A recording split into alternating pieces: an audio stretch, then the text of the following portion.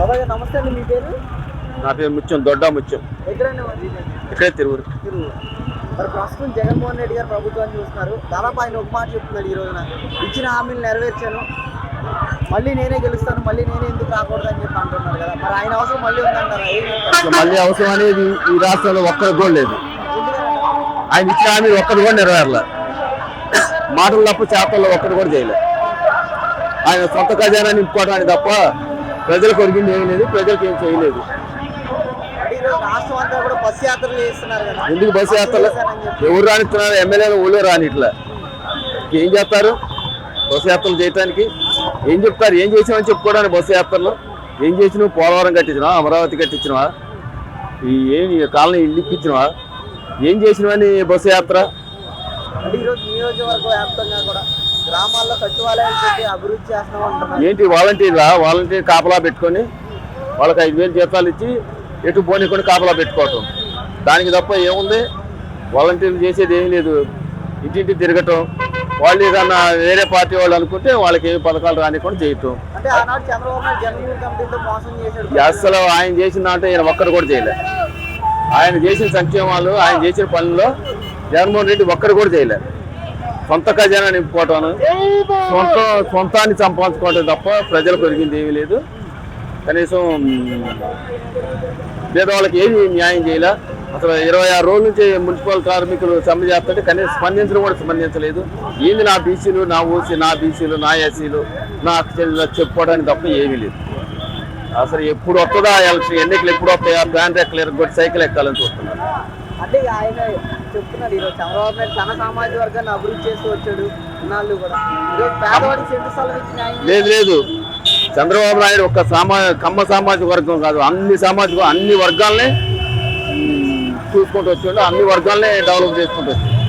అందరికీ న్యాయం చేసుకుంటూ వచ్చాడు. కానీ ఏ కమ్మ వర్గానికి అసలు ఆయన ఏం చేయలే. కమ్మ వర్గానికి ఏం చేయలే ఆయన. జగన్మోహన్ రెడ్డి ఒక్క రెడ్డి తప్ప రెండో వాళ్ళకి ఏం చేయలేదు. అందుట్లో కూడా కొంతమందికి ఆయన చుట్టూ తిరిగే వాళ్ళకి, ఆయనకి అతి నమ్మకమైన వాళ్ళు, ఆయన ఏం చెప్తే అది చేసేవాళ్ళు, చంద్రబాబు నాయుడిని తిట్టే వాళ్ళని, లోకేష్ని తిట్టే వాళ్ళని, పవన్ కళ్యాణ్ తిట్టే వాళ్ళని ఆయన దగ్గర పెట్టుకోండి. వాళ్ళు తిట్టలేదనుకో వాళ్ళకి సీట్ లేదు, ఏం లేదు. ఇప్పుడు ఎంతమంది ఎమ్మెల్యేలు పోతున్నారు కనపట్ల.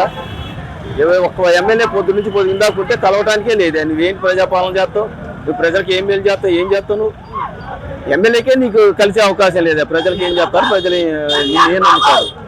అసలు లేదు. ఎప్పుడు వస్తుందా ఎన్నికలని చూస్తున్నారు. అంటే చంద్రబాబు నాయుడు కుటుంబాన్ని చీల్చే రాజకీయాలు చేస్తున్నారని చెప్పి ఆయన మీద ఆరోపణలు. అసలు చంద్రబాబు నాయుడు ఎవరు వచ్చారు? వాళ్ళ కుటుంబంలో చంద్రబాబు నాయుడు ఎవరు వచ్చారు?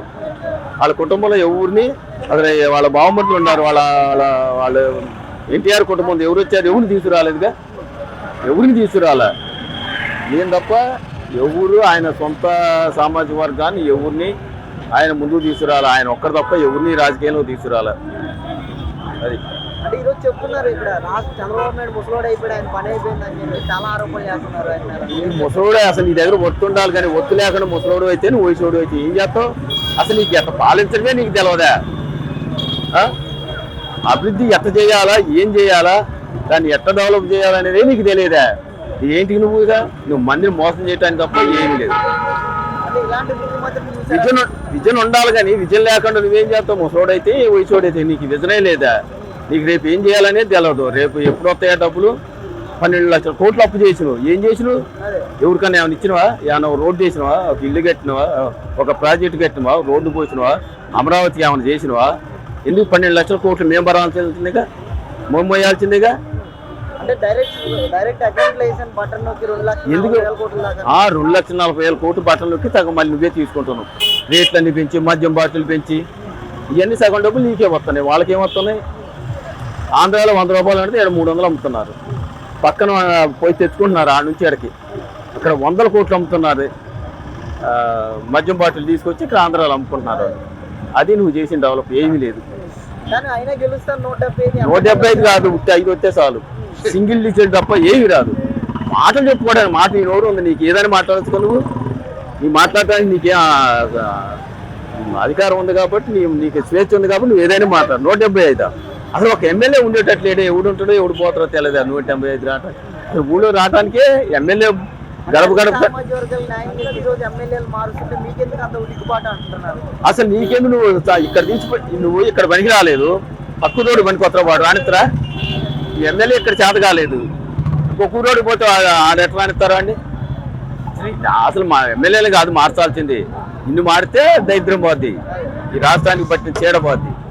అంతే తప్ప ఎమ్మెల్యేలు మార్చి ఎమ్మెల్సీలు మార్చి ఎంపీలు మార్చి ఏమీ ఉండదు. అది నువ్వు పెట్టిన వాళ్ళేగా.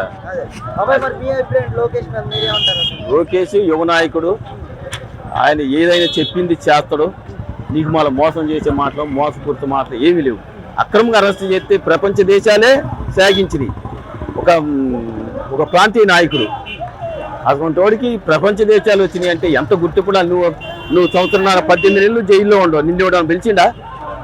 చెప్పుకూడదు. నిన్ను ఇవ్వడం, నీ దగ్గరికి ఇవ్వడం వచ్చి అసలు ఎందుకు నిన్ను జైల్లో పెట్టారు అడిగిందా? చంద్రబాబు నాయుడు జైల్లో పెడితే ఎంతమంది వచ్చారు? ఎన్ని దేశాలు వచ్చినాయి? అసలు మన దేశం కాదు, అమెరికా ఏంటి, ప్రపంచ దేశాలే శ్లాఘించినాయి అసలు అక్రమంగా అరెస్ట్ చేసినని. ఏ ఒక్క నేరం కూడా ప్రూవ్ చేయలేకపోయినావుగా, మరి ఎందుకు చేయాలా? అందుకే నీకు చంద్రబాబు అరెస్ట్ చేయటం వల్ల నువ్వు తెచ్చుకొని పోయి నువ్వు తవ్వుకొని పోయి నువ్వే పడుతున్నావు. ఎవరు నిన్ను ఓడియాల్సిన పని నువ్వే ఓడించుకుంటున్నావు. పవన్ కళ్యాణ్ కలవడాన్ని ఎంతవరకు సమర్థిస్తారు? పవన్ కళ్యాణ్ కూడా కలవాలంటే ఉండాలా, పవన్ కళ్యాణ్ కూడా కలుపుకోవాలనేది. గెలుస్తాం అనుకున్నప్పుడు ఇలాంటి పొత్తులు ఎందుకు అని చెప్పి అంటున్నారు. ఇలాంటి పొత్తులు ఎందుకని పొత్తులు పెట్టుకోవడం, ఆయన కూడా సామాజిక న్యాయం కావాలంటుండవు, అందుకనే పొత్తు పెట్టుకున్నారు తప్ప ఆయన నీకు మాలు దోసుకోవడానికి కాదు. పవన్ కళ్యాణ్ పెట్టుకున్నారు, ఆయన ఎక్కడి నుంచి డబ్బులు తీసుకోవాలి. ఆయన కష్టపడి రెండు సినిమాలు చేసి అందులో సగం డబ్బులు తీసుకుంటూ సగం డబ్బులు జనాన్ని పెడుతుంది. నీకు మాలు జనాన్ని మోసం చేసి, అమరావతిని మోసం చేసి, మరి పోలవరాన్ని నాశనం చేసి నీకు మాలు ఏం చేయలేదుగా పవన్ కళ్యాణ్. అది ఎలా ఉండబోతుందంటారు ఎన్నికలని? 152 సీట్లు వస్తాయి తెలుగుదేశానికి. జగన్మోహన్ రెడ్డికి వస్తే 20 నుంచి 25, అంతకంటే అవి వచ్చినా ఎక్కువే. ఇంకా 4 రోజులు దగ్గరకు వచ్చినా కూడా తగ్గిపోతుంది. ఇప్పుడైతే ఒక 25 వస్తాయని ఉంది, దగ్గరకు వచ్చేలకు వస్తే 5 రావచ్చు.